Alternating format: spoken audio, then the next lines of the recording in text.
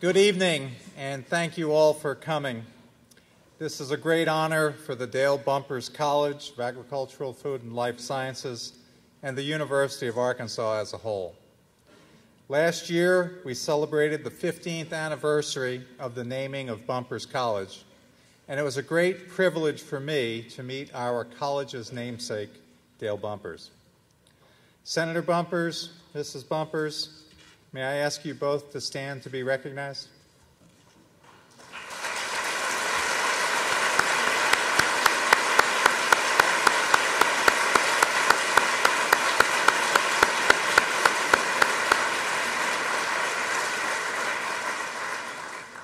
It is a great privilege for me personally to serve as dean in a college named after Senator Dale Bumpers.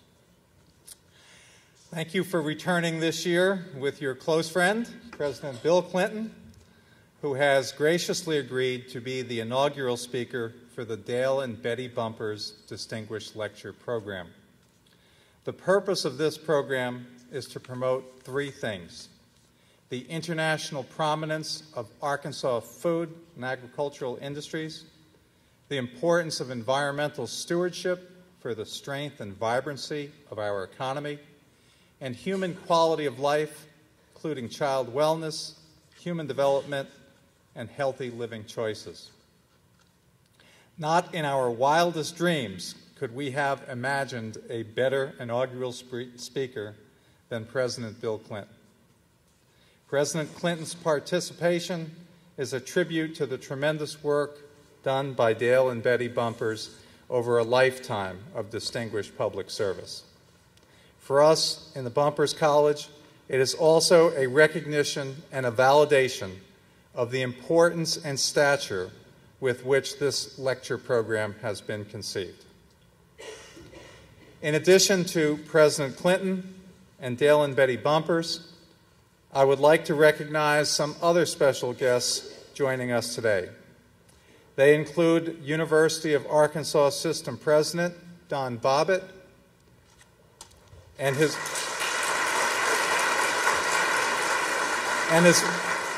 wife Susan, University of Arkansas trustee Mark Waltrip, and his wife Angela, both of whom are proud graduates of the Bumpers College, along with their son Nathan and their daughter Katie, who is currently in the Bumpers College as a student.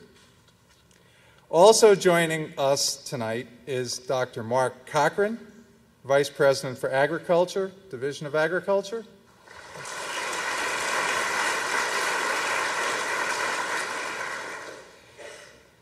Arkansas Attorney General Dustin McDaniel.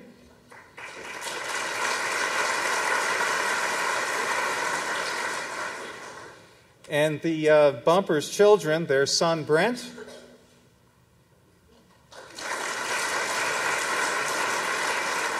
and their daughter Brooke, and her husband Gordon with their children, Kaylin and Emily.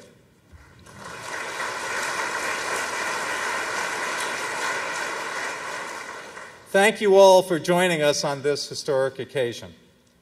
I now invite Chancellor Dave Gearhart to say a few words about the significance of this program and to introduce our inaugural speaker.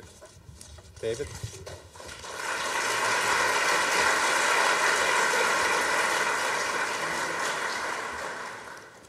Thank you very much, Dean Veda. Welcome to everyone.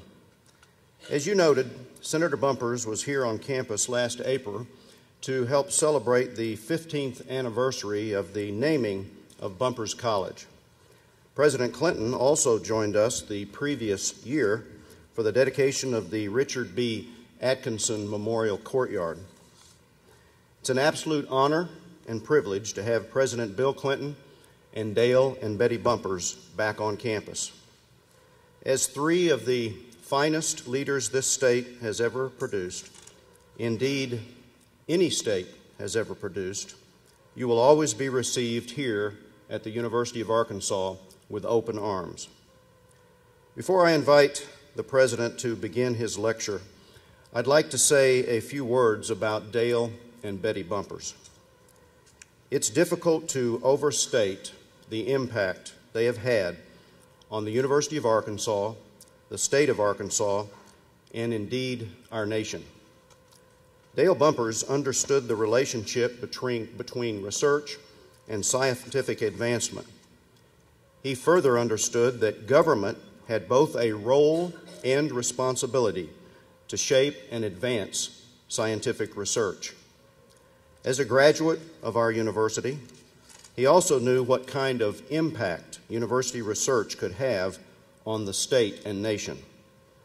He helped secure more than $80 million in funds for facilities and programs that directly benefited this campus and our state.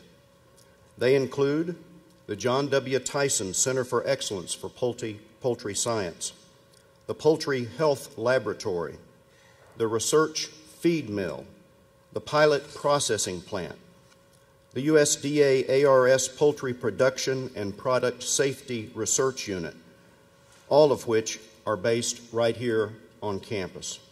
Additionally, he secured funding for other campus units, such as the Food Safety Consortium, the H.R. Rosen Center for Alternative Pest Control, the National Center for Resource Innovation Southwest, the National Center for Agricultural Law at the School of Law, the High Density Electronics Center at the University of Arkansas College of Engineering, and the Dale Bumpers National Rice Research Center in Stuttgart. Clearly, his commitment to the Bumpers College of Agricultural, Food, and Life Sciences is unsurpassed. As such, we honored him by naming the college after its greatest patron. He was an early advocate of environmental sustainability and the protection and conservation of natural resources. He also has had a long-standing concern for child wellness, nutrition, and healthy lifestyles. Senator Bumpers was not alone in this concern. His wife, Betty, has kindred concern, and she made a dramatic difference in the area of immunizations of children across the state. Due to her advocacy and efforts, Arkansas went from having one of the lowest rates of immunization in the country to one of the highest. She was instrumental in creating a cooperative model for public health that was adapted by the Center for Disease Control and Prevention programs across the country. Betty Bumpers was at the center of national immunization efforts and federal initiatives that have seen immunization rates rise to 95%. She has also, as you well know, been a longtime advocate for nuclear arms reduction, founding Peace Links in 1984. In 2000, President Clinton himself appointed her to the board of directors of the Institute for Peace, a bipartisan board established to promote international peace and conflict resolution. To this day, she is a passionate advocate for world peace, serving on the National Peace Foundation Advisory Council. Her efforts are also evident at the university and the college in the form of our newly constructed Gene Tyson Child Development Study Center. This facility will educate university students, promote child care-centered research, and provide quality child care for the university campus and the Northwest Arkansas community. Dale and Betty Bumpers are a real-life, dynamic duo. They are vast and generous souls whose life work has been to uplift humanity. They have an abiding faith in the improvement of the human condition. In their mission, they have been wildly and beautifully successful. It is our great fortune to have them represent the state of Arkansas so ably, and it is an honor for this college to bear the Bumpers name. We are no less honored to host today's inaugural lecturer. Indeed, it is difficult to convey the scale of Bill Clinton's accomplishments. Two-term President of the United States of America, 5-time Governor of Arkansas, Attorney General of Arkansas, Dave Gerhardt's law professor,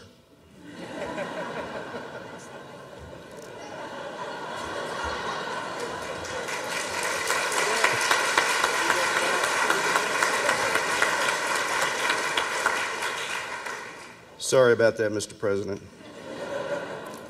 Needless to say, Bill Clinton is among our most beloved presidents, leaving office with some of the highest approval ratings in history, presiding over the longest peacetime economic expansion and, ladies and gentlemen, a budget surplus. Since he left office, he continued...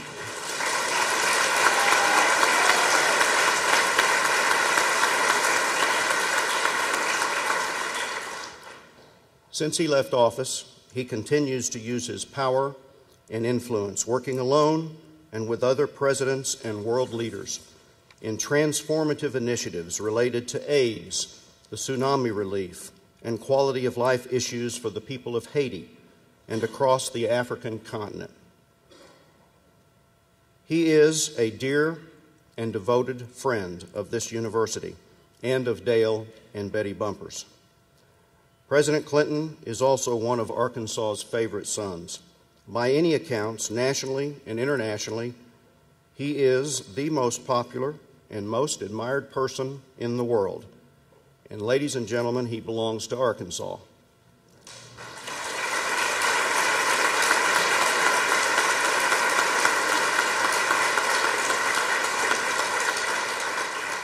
We are most fortunate to have President Clinton as our inaugural lecturer.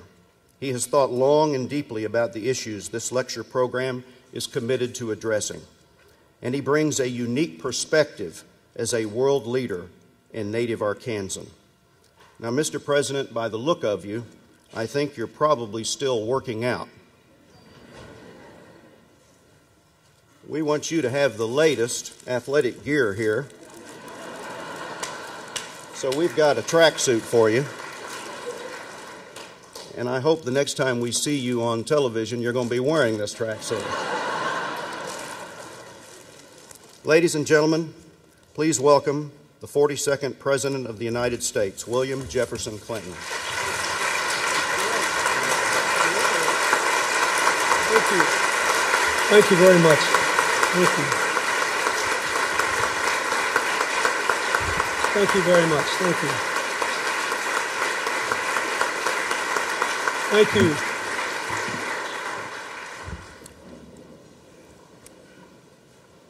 Thank you, Dale and Betty and President Bobbitt, Dean Veda, Attorney General McDaniel,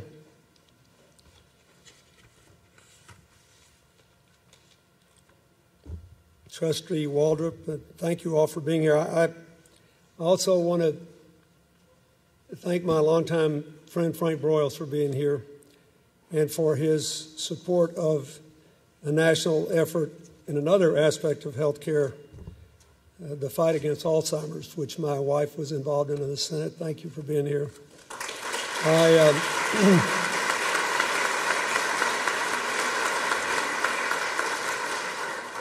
It's almost impossible for me to begin the speech because I have so many friends in the audience. Everybody in this audience is either too young to remember when I was governor or old enough to have helped me when I ran for Congress 38 years ago. But I think you know how much I love the university and Fayetteville. I first came here 53 years ago when I was 12 years old to go to music camp. 4 years later, I got out of school with an excused absence to come here and spend 2 days because I wrote my junior thesis in high school on the University of Arkansas. I'm sure I was sincere in my interest, but I really just wanted to come back to Fayetteville for a couple of days. So I'm glad to be here. You're going to get an interesting talk tonight because right before I came out here, my reading glasses broke. And so the enterprising administration ran out and got me another pair. Too weak for me to see, so if I hold my notes way out here, you'll know what's going on. You notice when David Gerhardt went through all my accomplishments, he saved the best to last, that I was his teacher. He was a very good student. I saw that he had promise, so I gave him an even better grade.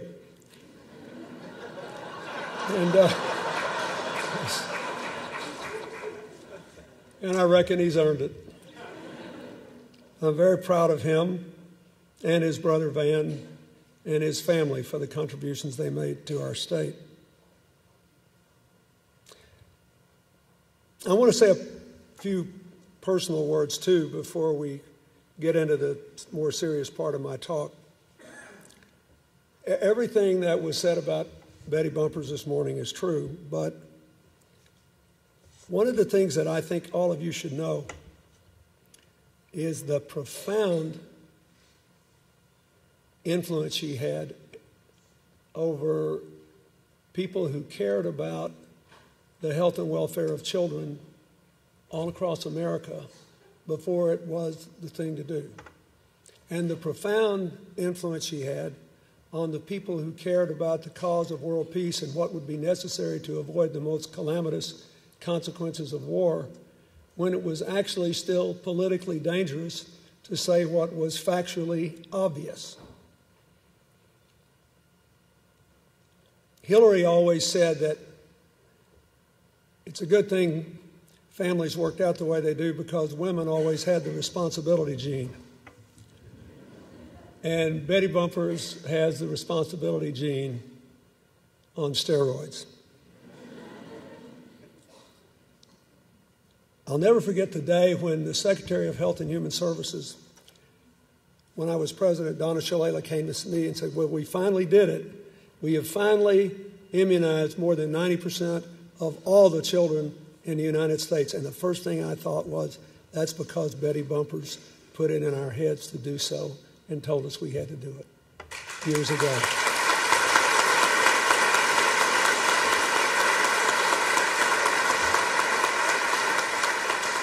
And our general concern for child health is really important. The most important thing my foundation does in America today, and I'll say a little more about it, is the Alliance for a Healthier Generation, which is designed to stem and reverse the tide of childhood obesity in America, which, if not done, could give us the first generation of children to have shorter lifespans than their parents.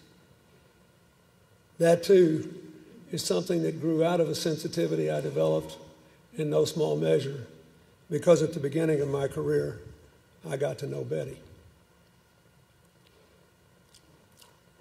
I first met Dale Bumpers nearly 40 years ago. And I'm going to tell you a few stories. There are some I wish I could tell that I can't. Everybody knows he was a great orator. Everybody knows he was a progressive senator. Everybody knows he was a fiscal conservative. And if you don't, you shouldn't. When Ronald Reagan was elected and said that we could cut spending in some areas, raise it in others, and cut taxes across the board and balance the budget, Dale Bumpers was the loudest voice saying, but what about arithmetic? And so he was one of only 3 senators in the entire United States Senate in either party to vote for most of the tax cuts proposed by President Reagan because he hated the fact that we have a deficit, and vote against. He voted for the spending cuts and voted against the tax cuts.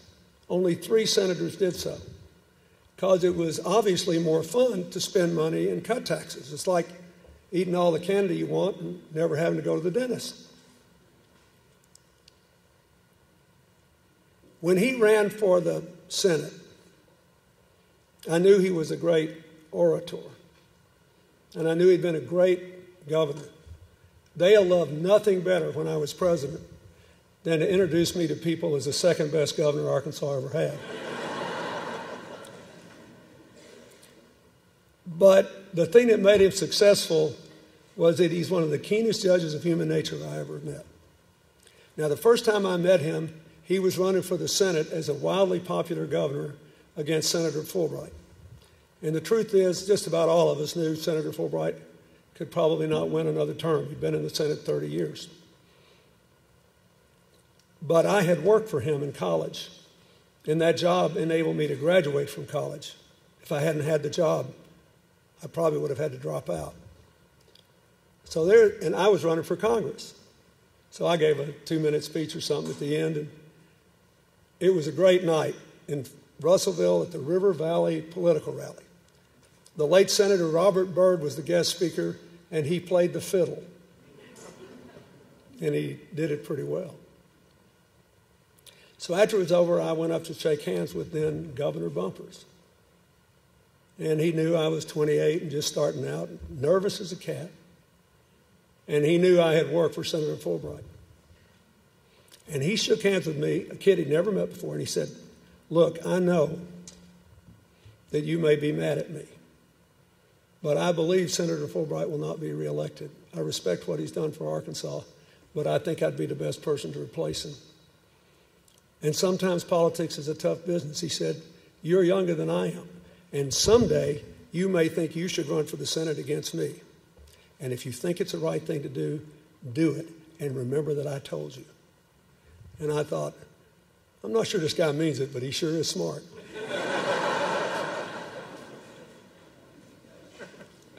That was in April, this month, all those long years ago. In December, after he had been elected to the Senate, but when he was still governor, I asked if I could come and see him. And he agreed to see me, but for reasons I don't remember, we went to the governor's mansion instead of the office. And I said to him, "I didn't vote for you, but I'm glad you won. It'd be good for America. But 2 years from now, we're going to have another presidential election, and somebody just like you is going to be elected. It might as well be you. And if you want to run, I'll tell you right now, I will not be on the ballot in 76. I won't run for anything. I will work for you." And he looked at me and said, "I can't do that. I just got elected to the Senate. I gave my word I'd serve my term, and I intend to keep it." He loved Arkansas. I can tell you with all my heart, I believe if he had run in 76 instead of Jimmy Carter, he would have been elected president. He chose to honor his commitment to you. And it was very...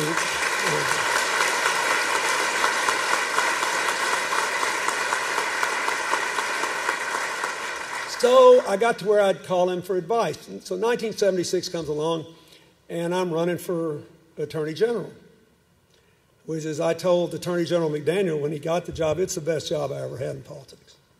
Because if you're Attorney General, unlike a governor or a president, you don't have to hire or fire much. You don't appoint or disappoint. And when you do something wildly unpopular, you just blame it on the Constitution. But 1976 marked the real rise in Arkansas of Jerry Falwell and the moral majority.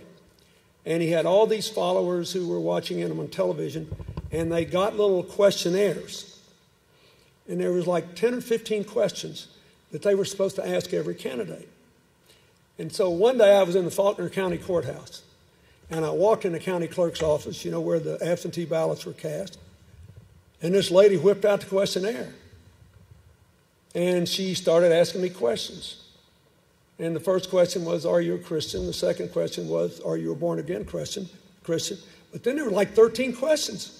I flunked question 6. And before I got out of the courthouse, she had cost me 4 votes. I was despondent. So I called the smartest politician I knew. I said, "Dale, here's what happened to me. What should I do?" He said, "I'll tell you what I do." He said, "The first time they asked me, 'Am I a Christian?' a former Sunday school teacher said, I say, 'You know, I hope so, and I've always tried to be. But I really think that's a question only God can judge.'" He said, "They never get to question 2. And I laughed and I said, "That's why you're a senator and I'm running for Attorney General." We've had a lot of laughs over the years. We were laughing before we came in about one of my 2 seminal experiences with agriculture. Although as governor of Arkansas, I had a lot. The first was when I was 7 years old, and we moved from Hope to Hot Springs. And my dad went to work for my uncle, and my mother was a nurse anesthetist, and we lived the first year out on a farm. And I'll tell you how old I am. Our farm had goats and sheep, as well as cattle. And you had to feed them all. We had a particularly mean ram, a ferocious ram. So I was telling my cousin was out with me, and she was 9 and I was 7, and I thought she was cool being older and all. And she was a head taller than me and much faster. And I said, let's go see the ram. She said, you want to walk out in the middle of the field? You just told me how mean this ram was and see him. I said, yeah. So this farm field was not picked clean. It had a lot of big rocks in it.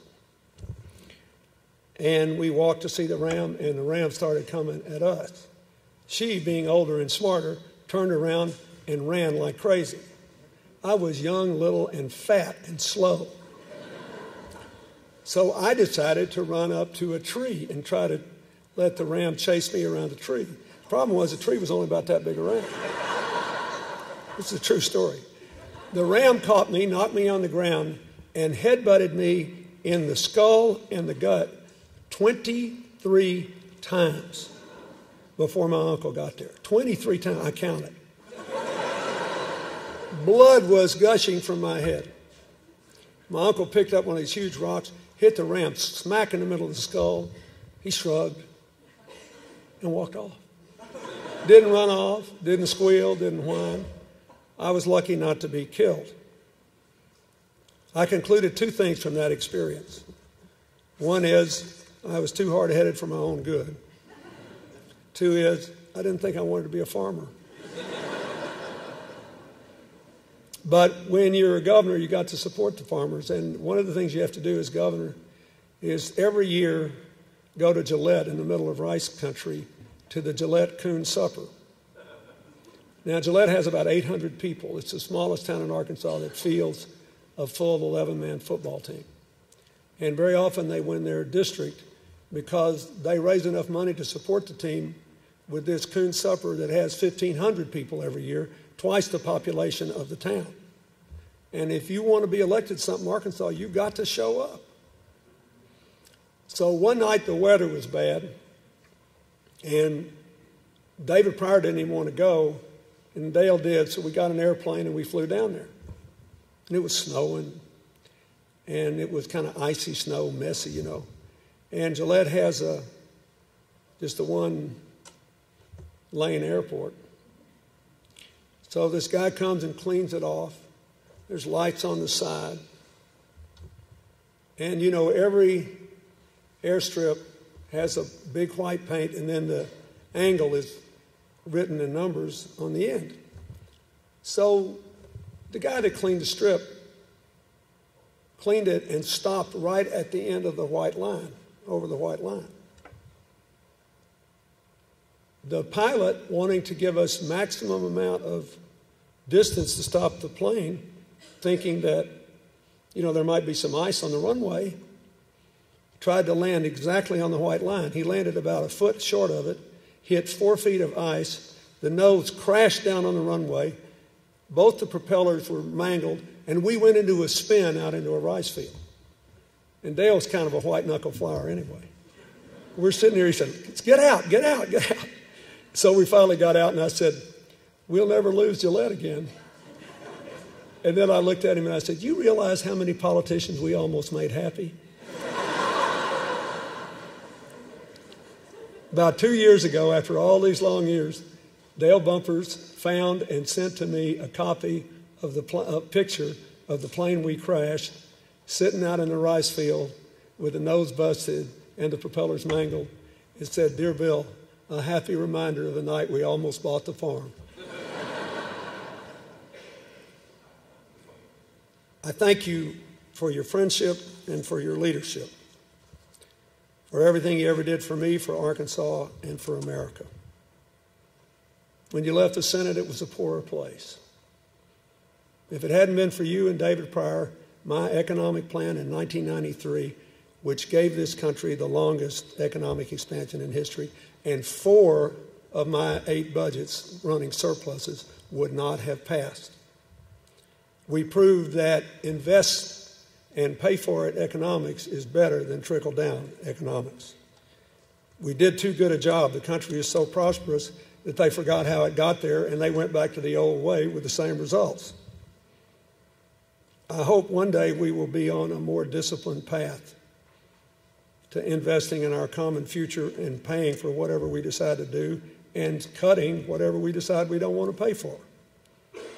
And when it happens, whether anybody knows it or not, you, Dale Bumpers, will deserve a lot of the credit, and I thank you for that. Now, when I was president, I spent a lot of time on agriculture. And I shouldn't have been, but I was shocked to realize how little people in Washington, in both parties, knew about agriculture. I mean, not the first thing. And as a consequence, at least back then, most of the urban Democrats wanted to cut all the farm support programs in an indiscriminate way because they just thought it was a bunch of money and food would be there. And most of the Republicans were for any kind of subsidy, whether it made sense or not. And so they didn't understand how the conservation reserve, for example, might be better for America long term than just doing things the way we'd always done it. And I never will forget, in one of our budget meetings, one of my more senior, older, seasoned, and brilliant advisors made some remark about how, well, this ought to be easy. You know, it's just corporate welfare. And I looked at her and I said, you know, I come from a state that doesn't have many corporate farms. And I know people that have a hard time if they have 2 bad years in a row. And they're good people and they love the land and they're trying to do the right thing. We may have to cut this spending to get the budget in balance, but I don't want you ever to look like you enjoy it. Never when you're cutting somebody that's a good, decent person should you ever look like you're enjoying it. And 5 years later, that same person came up to me and said, after you said that, I spent a lot of time studying it, and thank you. So I thought a lot about this, and we did a lot of things to try to increase farm markets. We had a huge increase in agricultural exports to Mexico. We cut the tariffs on American farm products into China by more than 50%.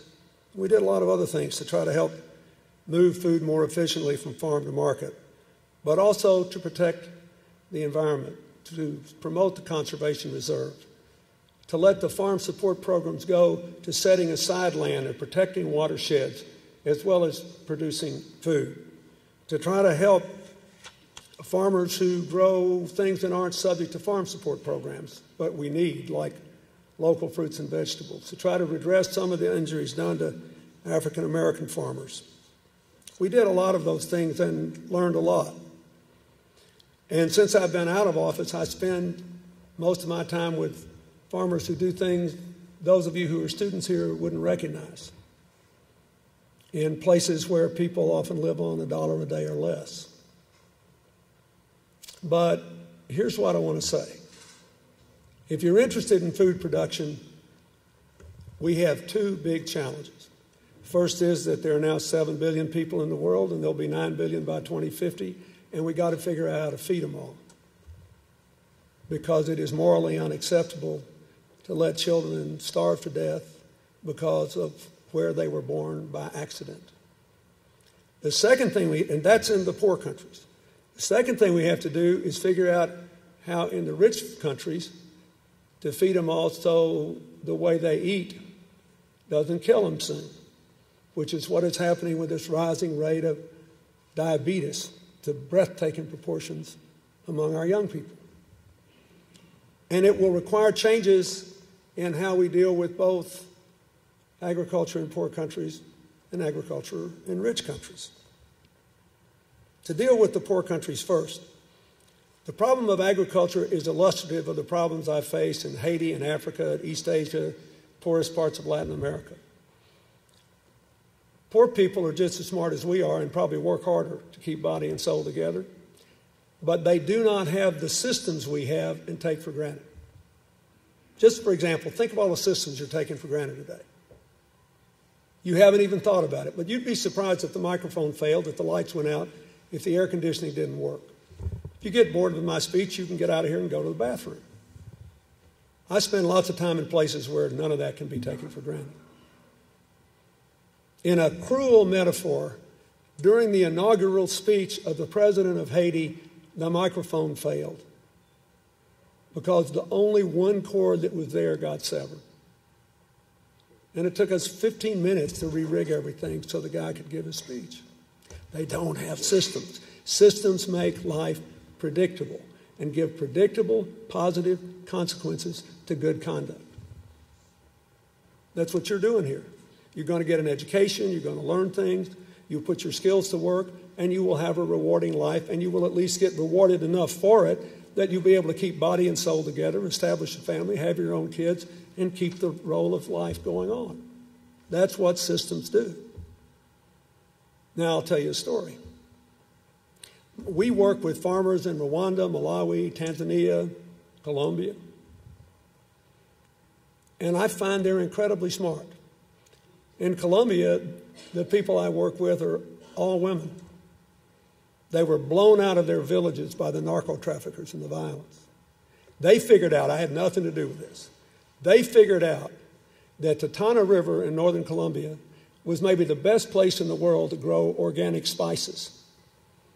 And they figured out how to get enough to plant and start growing. But they had no clue how to package and market the stuff. So we helped them now to more than quadruple their income of organic spices, selling them all over Latin America and increasingly into other markets. All we did was give them a system that you could take for granted here. In Rwanda and all of Africa, this is amazing.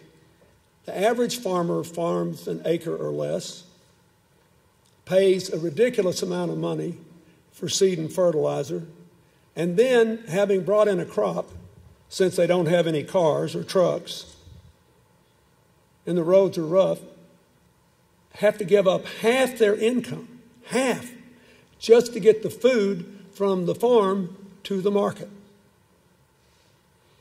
Because otherwise they would have nothing. So we went in and bought fertilizer and seed in bulk at much lower prices. And we made them good financing arrangements. They always pay back. We didn't give them away. And the worst any farmers have done working with us is to double their income. But usually they triple it or more. And to give you an idea of the practical consequences in poor countries to agriculture. A couple of years ago, I went to South Africa to the World Cup when I was trying to help America get the World Cup in soccer. And after I went to see Mr. Mandela, I went up to Malawi to check on one of our farm programs. And they were growing soybeans and several other crops. But I asked to meet some of the farmers we work with. So they picked about a dozen, and then the dozen picked one person to be the spokesperson.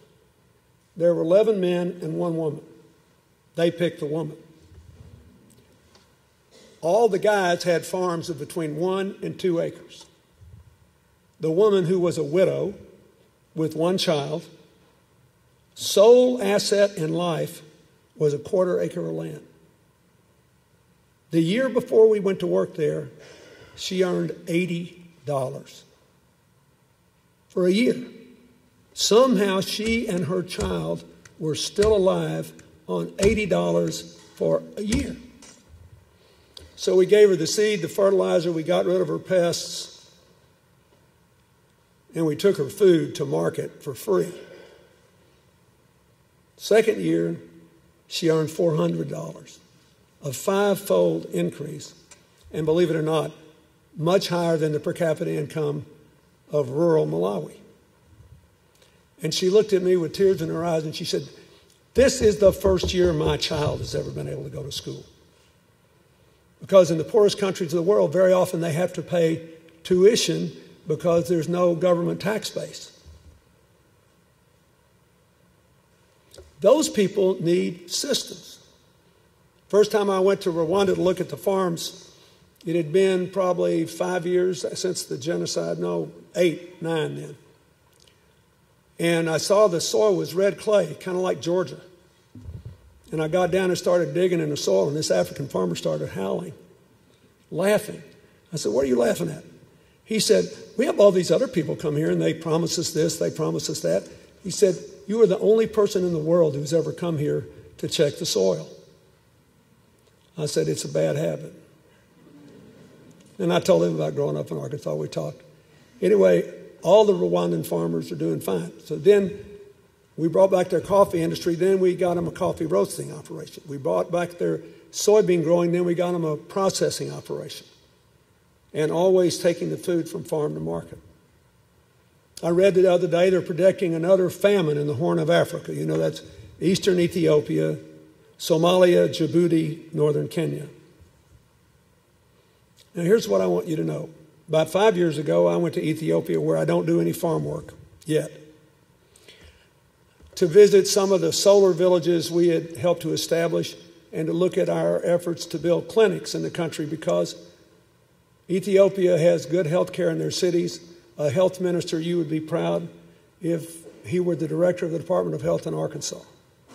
But it's a country of 80 million people, and 58 million of them live in 60,000 villages of fewer than 1,000 people. And when we started, there were only 700 clinics in the whole country for 60,000 villages. So I said, well, let's come up with a plan. They said, we got a plan, we just don't know how to do it. I said, what's the plan? They said, first, 3,500 clinics. I said, that's not many. He said, oh, yes, but if we put them in the right place, every person will be within a day's walk of a clinic. Then at least no one will die alone with no one knowing whether they lived or died. And then we'll go to 16,000, and everybody will be within 3 hours' walk of a clinic. Meanwhile, we're having a famine over there, right? Every 2 or 3 years, America has to pony up money or food to deal with the famine. I was there before the harvest, and they had the darndest crops you ever saw. In the southern and western part of the country, the fields were thick with corn and beans and other crops. And I said to the guy I was with, I said, this is nuts. You're growing more than the people here can consume. He said, yes, but we have no storage facility, no distribution system, no way to deliver the food even to the eastern part of our country, much less to Somalia or Djibouti. Why am I telling you this? Because if you go to a poor place and you care about agriculture, keep in mind, these people are not buying rice from Arkansas or soybeans. This is not costing us anything to try to help them, but it may cost us a great deal if we don't help them and they can't feed themselves in terms of future disruptions that the young people here will have to face. And just remember this. Whenever you go to a poor place, look first for the systems. They need systems. Now, if you're a rising country, you may have both problems. For example, China still has lots of poor folks who can't feed themselves because they've not been able to figure out how to create economic opportunity. So they just let everybody whoosh into the cities, where they are now developing inordinate rates of heart attacks, strokes, and diabetes because they're chunking their healthy diet for fast food that's heavy in calories and carbs and low in nutritional values. India is worse than China in being able to aggregate capital. They're not good at that. So they don't have any kind of national infrastructure. They're very good farmers, but they don't have a good infrastructure. So they have the largest middle class in the world and the largest number of really poor people.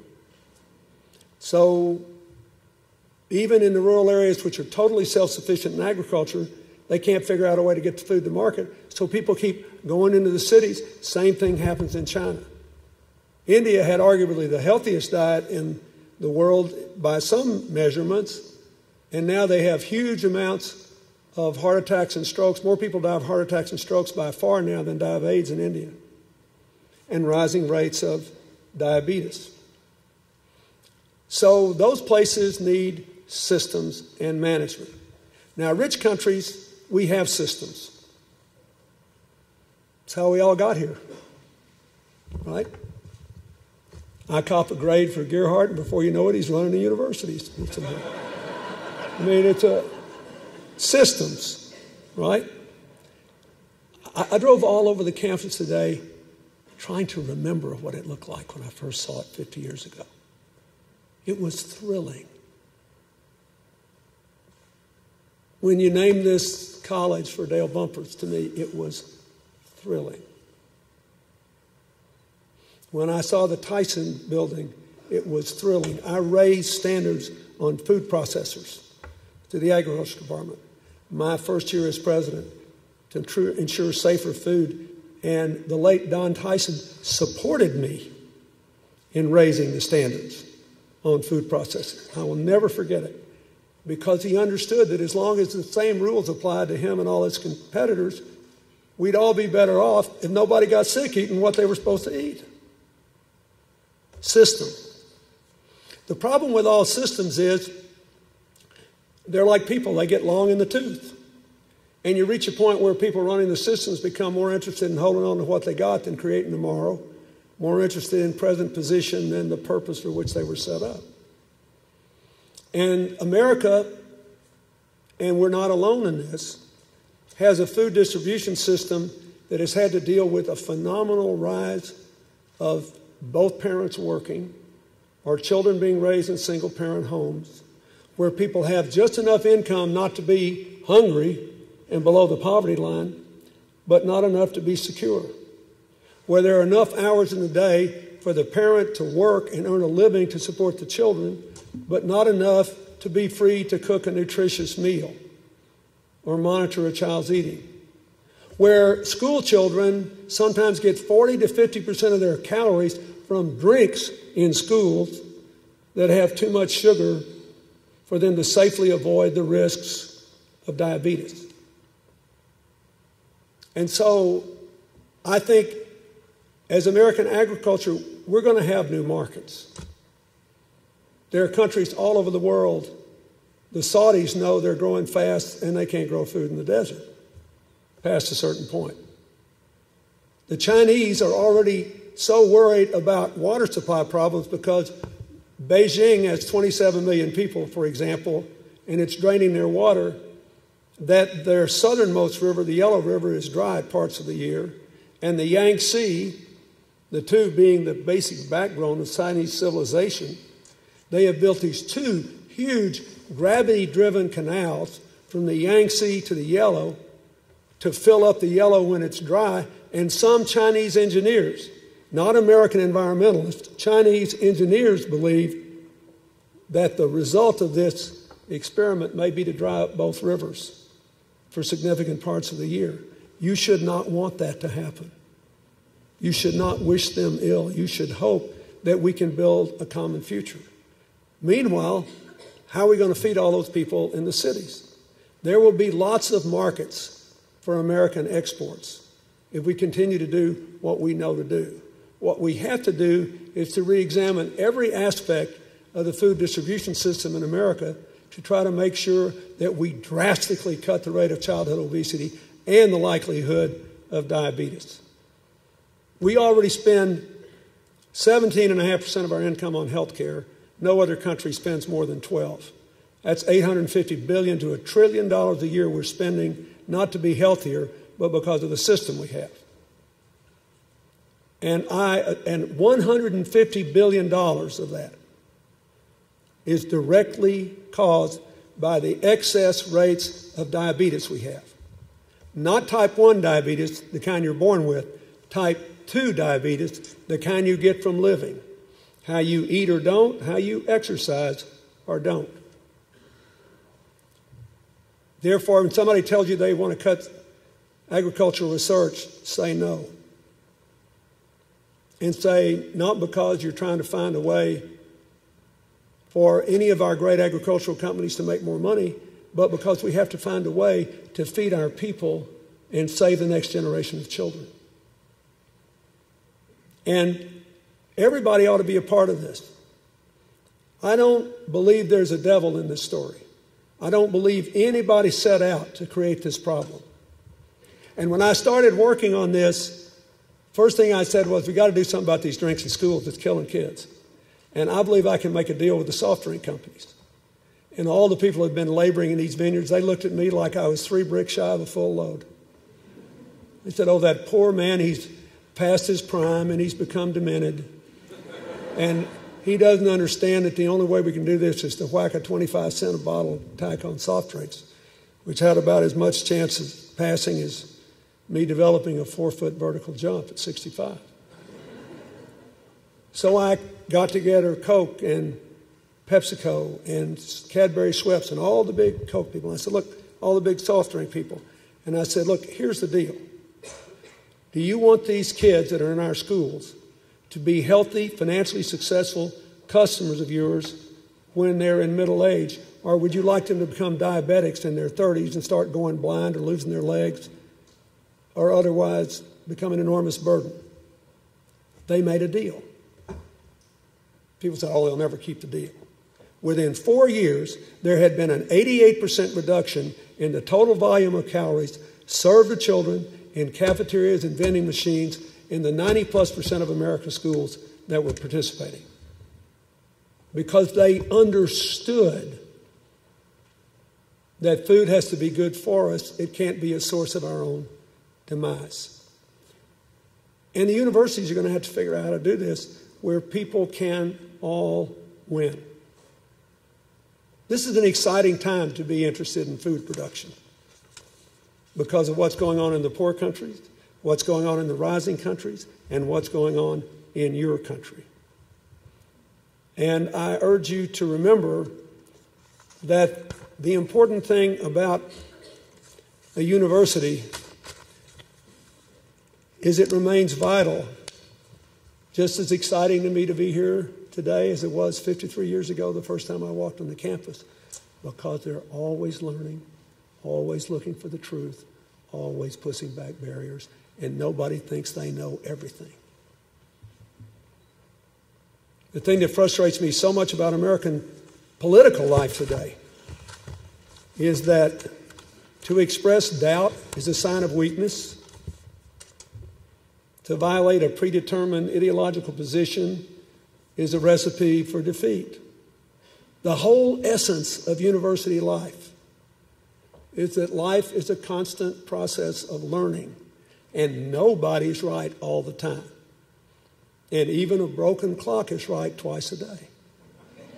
And virtually 100% of us are stuck somewhere in between.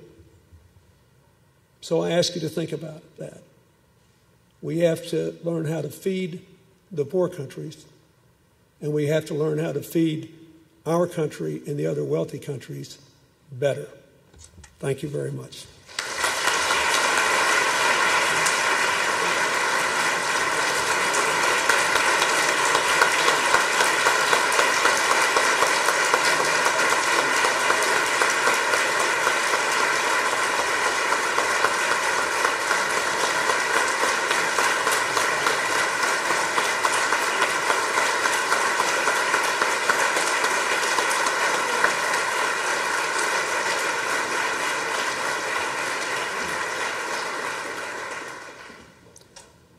Thank you so much, Mr. President.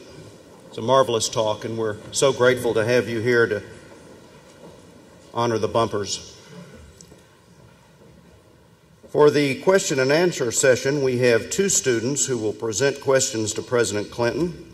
First is Cody Gallagher from Foreman, Arkansas. Cody, raise your hand there. I think we probably know you're Cody, but just in case. Cody is the lead ambassador of the Bumpers College Student Ambassadors. He is a senior, double majoring in poultry science and agricultural education and communication and technology. Our second student is Katie McGee. Raise your hand there, Katie, so everybody can see you. Of Fort Smith. Katie is chair of the Bumpers College Honors Program and a junior. She is double majoring in poultry science and environment and soil and water science. I believe that Cody is going to ask the first question. Mr. President, Cody.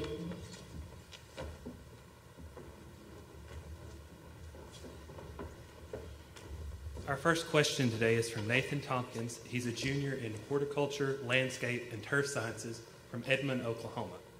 President Clinton, according to Yahoo Education, our college holds 4 out of the 5 most useless majors.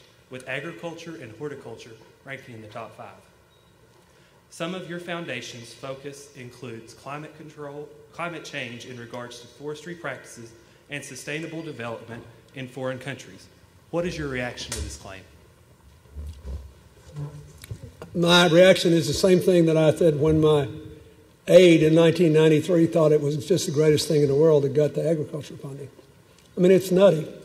Let me give you a specific example. There was an article in the press this week saying that Mexico City, long one of the most polluted cities and one of the largest cities in the world, now has ambient air quality no worse than Los Angeles and getting better. You know why? Because they are basically growing vertical gardens on all their buildings. They're running vines and other vegetation up and down on all their walls, and it is sucking up the carbon dioxide and the other pollutants in the atmosphere and cleaning the air. And they did it on a massive scale. And it seems to me that falls within your jurisdiction. I can also, I could give you 100 examples like the ones I already gave you in agriculture. You just think of the problems we wouldn't have if people everywhere had the access to the things that we take for granted in Arkansas. If we had an agricultural extension service like the one that saved the farmers in the Great Depression in a lot of these poor countries, God only knows what it would do to help people. So I just don't agree. And the people that are saying that are the people that never give a second thought to any plant they see or any meal they eat. They think it just poof happens. But I think it should, instead of just being angry about it, I think first you ought to respond to it in a nice way. And second, you ought to think of ways to educate people about what they can do to take advantage of the practical knowledge you're acquiring here. I mean, the first thing I did when I saw that Mexico City article was to send it to all our folks and see how many other places we could be doing this in. But I noticed that the last time I was in Mexico City, we're talking anything from like simple homes to fancy restaurants with extra money to dial them up. They're like in contests to see who can have the most beautiful garden running down their walls. And I might say also on flat rooftops. A rooftop garden can cut your electric bill in America in the summertime by as much as 25%. But you can't just do it. You got to know you got the roof sealed. You got to know that the roof will support the weight of the sod you have to put on it. You got to know a lot of stuff. You got to know the kind of things you learn here. So that's my reaction to it. Our next question is my own, and it deals with your time in office. Last summer, I spent 11 weeks interning on a commercial egg farm in Rwanda, and every time someone found out I was an American, they said, Bill Clinton, because they love you. They say it just like that. They love you so much after the responsibility you took after the genocide. So my question is, what was the mental and emotional process leading up to your public apology and financial commitment in Kigali in 1998? Well, first of all, I have to say this about Rwanda. Most of the credit for what they've done belongs to them because they have the best organized country in Africa. It's smallest geographically and one of the most densely populated. But when I went to Rwanda the first time, 4 years after the genocide, in 1998, the per capita income in Rwanda was $268 a year, under $1 a day. By 2010, when our programs and a lot of other things were in full gear, their per capita income was $1,150 a day. They had quadrupled their income in 12 years. Shows you what you can do if you're really well organized. And since people who do what I did and what you were doing, people who work in the non-governmental movement, we always do better in countries where we can work with both the government and the private sector. In other words, if they have an organized and effective private economy, and organize an effective government, then you can go in and fill in the blanks in a much more powerful way. The process I went through was simple. First of all, let me remind you what happened in Rwanda genocide. It happened in 94, and 10% of the country was killed in 90 days. They killed 800,000 people in 90 days. Most of them were killed out in the bush with machetes. Some were killed by necklacing, having tires put around your neck and set afire. A handful were shot, but most were killed in a national orgy of destruction. And what happened in the White House was this. Probably 20% of those people were already dead before people even started talking about it, for two reasons. One is I was trying to get into Bosnia, and it took me 2 years to convince the Europeans that they had to go help me in Bosnia because America couldn't run Bosnia. Bosnia was part of Europe. We had to have NATO support, and they had to go in. Second, we had already been burned in Somalia. And third, we were just slow on the uptake. And we never even had a meeting on it. My Africa team, who was otherwise fabulous on Africa, they didn't want to talk about it. I think they were afraid I'd go in. But here's what you need to know. If we had just sent a few soldiers there, 4,000 or 5,000, and we got the British and 2 or 3 others to go with us, we could at least have saved all the urban lives with probably 0 to minimal casualties. These people were not killing people with AK-47s. They were cutting them to pieces. And so I concluded that it was a terrible mistake. And all I could do was say I was sorry. So fast forward to 2001, I went back when I got out because I became friends with the president, Paul Kagame, who basically put an end to the violence by coming out of the bush with his army. And a reporter went with our group. We were trying to see what we could do. And he went, and bless his heart, he did what he was supposed to do. He went around determined to find some Rwandan who would say, I wish Bill Clinton would stay the hell out of here because he didn't help us when we were doing this. And he couldn't find anybody to say this. And this is not about me, this is about them. This shows you their character and the impact the president had on them. So he's talking to this cab driver, and he writes a story. And the cab driver said, well, aren't you mad that Bill Clinton's here doing this because America didn't come help you stop the genocide? As a practical matter, I believe we, to come back, could have saved 1/3 of the lives. It happened so fast, and it takes time to deploy and all that. But I think we could have saved 1/3 of the lives, probably. And the cab driver said, no, I'm not mad. I'm glad he's here. We need help.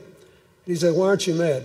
And the guy said, in the first place, he didn't make us kill each other. We did that. And in the second place, he's the only person who ever said he was sorry.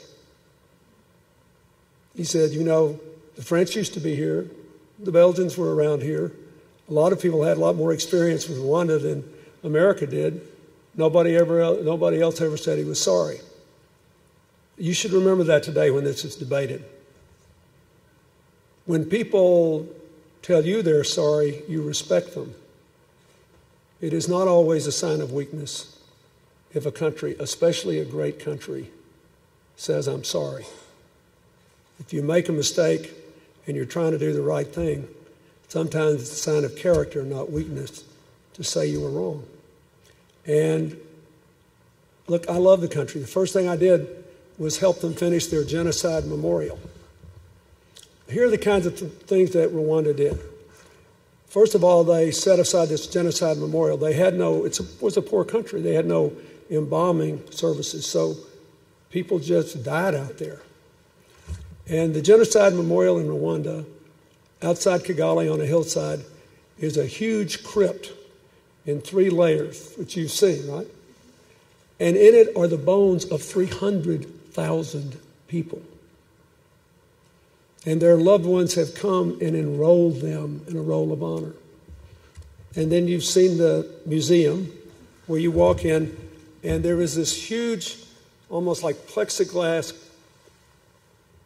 cylinder filled with bones as you enter it. And then it's a standard museum. It says, here's how the thing started. Here's what happened when the presidents of Rwanda and Burundi got shot down. Here's what happens. We're going all through this. But I did it, but the Rwandans deserve a lot of credit. And we could all learn a lot from them. The president once said, you know, we're a poor country and people think poor people can't be trusted and we're not proud and we can't grow. So he said, from now on, one Saturday every month, every adult will clean the streets. And that's what they do. And if you go into Kigali tomorrow, you will be shocked at how clean and upbeat the place seems. When I went there the first time, I could tell you Rwanda stories for tomorrow morning, but I'll just tell you these because this is very important. This is about them. I've helped them a lot, but only because they could take help. Hillary and I asked to meet with survivors of the genocide. So they all had great stories. One real handsome guy that had his arm cut off with a machete below his elbow. He claimed he was a one-armed man for peace, laughing about it. A Catholic priest who had risked his life to try to shelter people from the genocide. And the last speaker was this beautiful woman in a bright-colored dress of the lakeside country in Africa who said, and she had no marks on her. Everybody else had been defaced some way except the priest. And she said, you don't see any marks on me because I was cut badly across my back with a machete. And she said, we were betrayed by our next-door neighbor. They were in the Hutu ethnic group. And she said, our children had played together. We had eaten together on every holiday. We thought we were friends. But they were so frightened that when they came to our village, our neighbors gave us up. And they hacked me across the back, and I bled profusely, and they thought I was dead. I awoke in a pool of my own blood to see my husband and 6 children lying dead around me. And I screamed out to God in anger that I had been spared. And then I realized that I must have been spared for a reason, and it could be nothing as small as vengeance. So I do what I can to help us start again. You know what she did? She organized a foster home and an adoption agency for children of both ethnic groups. Okay, fast forward. I helped them raise $200,000 or $300,000 for this memorial. And they got a little plaque up there and put it in. So they want me to take a tour.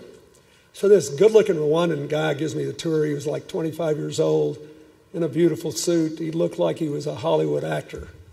God, he was a good-looking guy. And very articulate. And he's taking me through. And we're talking. I said, did you lose anybody? He said, yeah. My mother, my father, my brother, my sister-in-law. And he said, if you stop at my uncles, aunts, and first cousins, I lost 73 people in my family. And I said, is this hard for you? He said, no, it's therapeutic. He said, the president says we must face what happened so we can let it go. And I said, you remind me of a woman that I met here the first time I was here. And I told him the story of the woman, He gets this incredible smile on his face. He said, I should. She is my aunt. And those 6 were part of my 73. There's a woman who runs a basket weaving operation in Rwanda who lost 7 of her 10 children. The 3 oldest were boys who were in the military and they were away. And her husband. So she's a 50-year-old widow with 7 dead kids. And she has to start again. So she goes and finds a woman from the other ethnic group who, like her, was good at basket weaving. And they start weaving baskets. Pretty soon, other women start showing up without regard to their ethnic group, and they need help. So she trains them to weave baskets. Pretty soon, they're not selling them on the roadside. They're selling them in stores in Kigali. Pretty soon, they're in Macy's in New York City. Pretty soon, young men come up and say, teach us how to do this. We need some way to make a living. So about 4 years into this project, this 26-year-old guy that had been there a year came to see this woman, asked her if he could see her, and said, yes. He said, you have been wonderful to me, and I cannot live with myself any longer. I murdered one of your children. And he said, I know you have older sons who are in the military, and you should send for one of them to come and kill me. It is just. And I will work for you every day until he comes. And she looked at him and said, what good would that do? I forgive you. Get up and go back to work. Think you could do that? So, yes, I helped Rwanda. And yes, I apologize. They made it easy because they did the only thing you can do in the face of inexplicable madness. They wanted the people that ordered it tried before an international criminal tribunal. Everybody else, and I mean everybody else, goes back to their local village, faces a village council, and gets some version of a community duty for up to 3 years. And everybody tells the truth about what happens, and then they let it go. We could all learn something from them.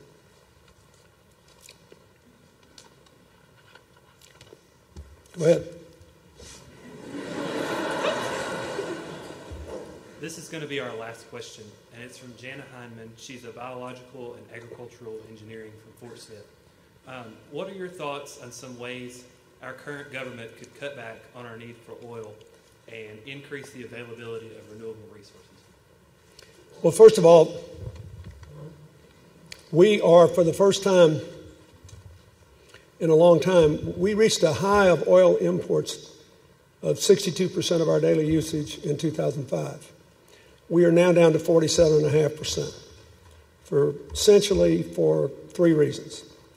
One is the explosion of natural gas production because of fracking and some more oil production, but mostly gas.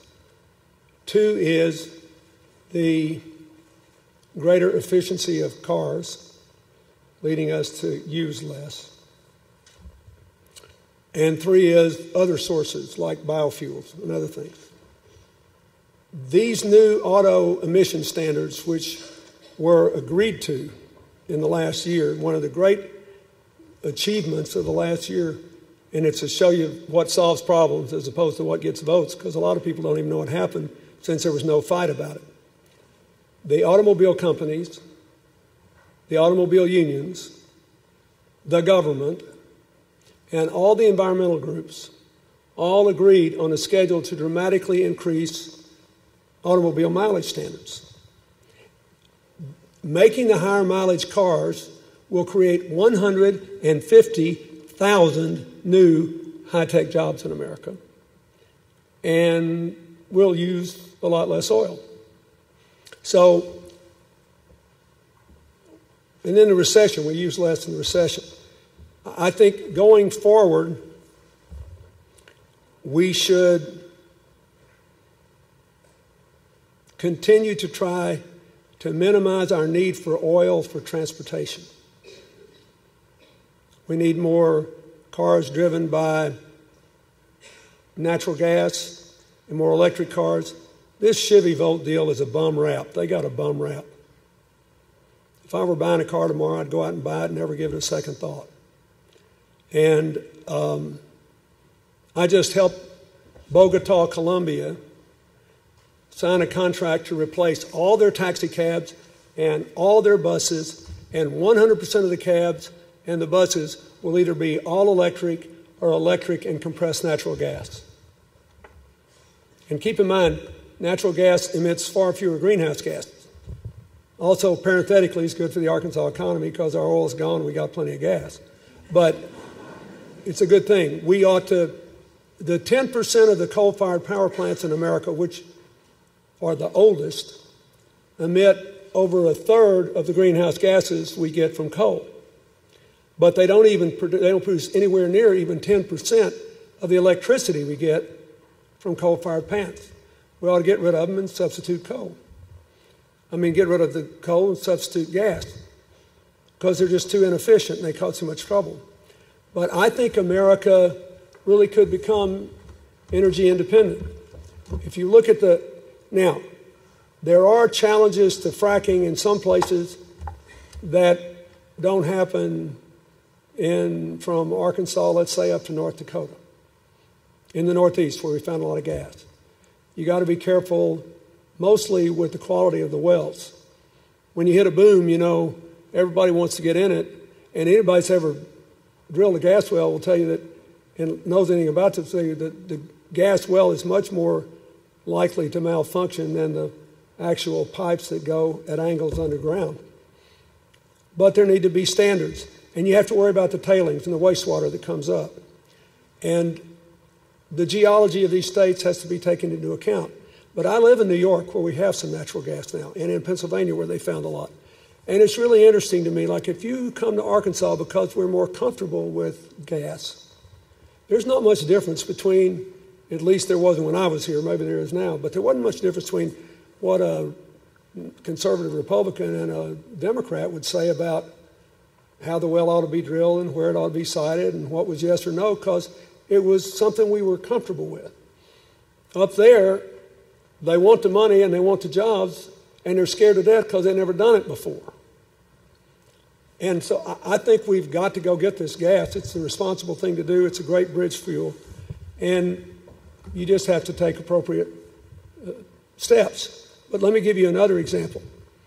In 2005, President George W. Bush's Energy Department, not mine, not President Obama's, the Bush Energy Department, released a study saying that North Dakota alone had enough wind to electrify 25% of America.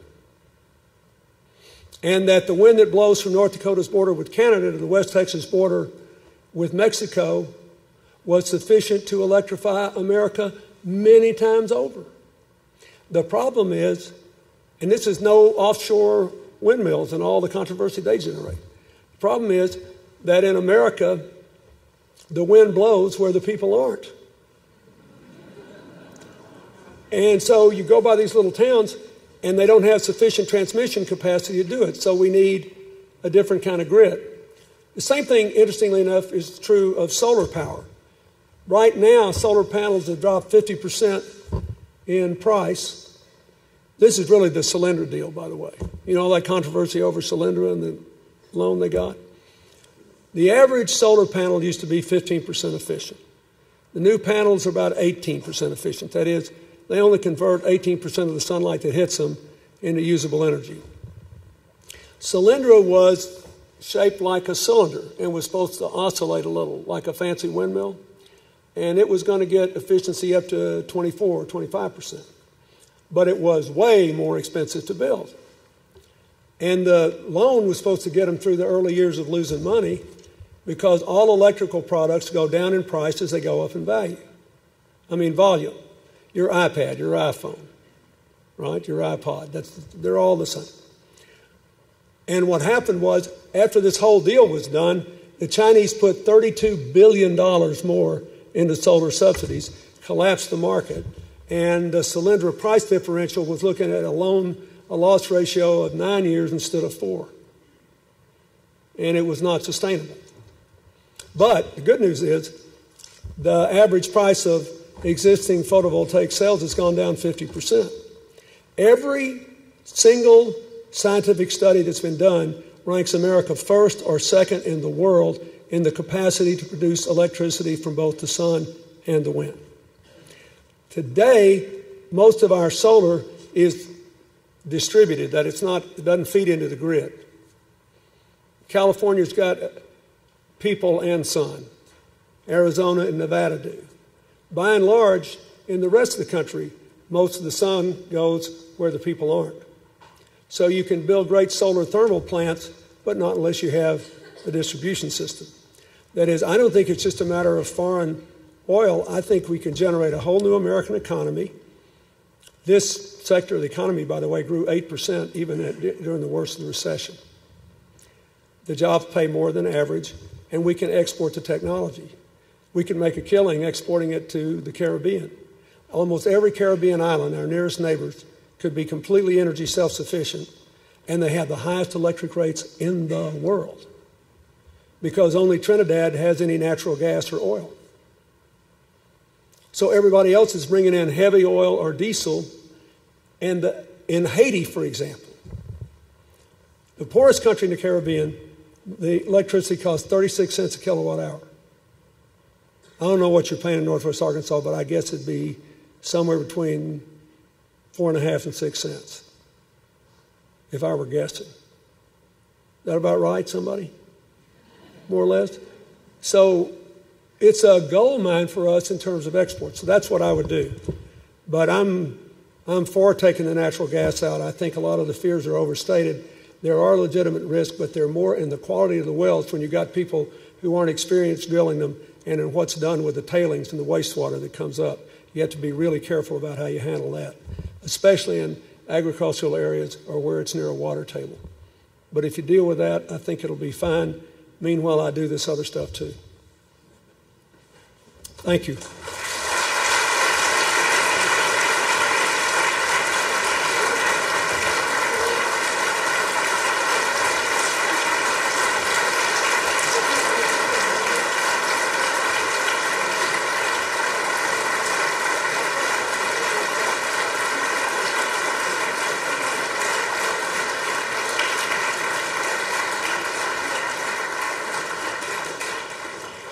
Thank you, Mr. President, for sharing your experience and for inspiring our next generation of leaders.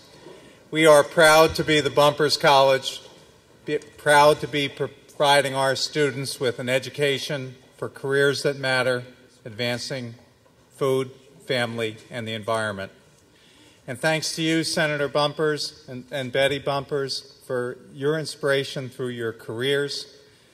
The hallmarks of your careers are the foundations of our college, and we are proud to bear your name.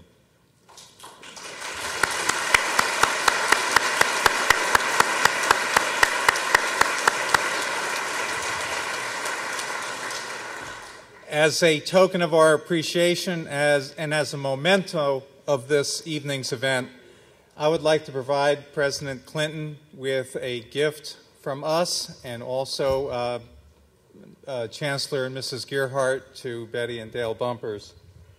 It is a framed invitation of the evening that we hope will remind you of this event. Oh, I love that. Thank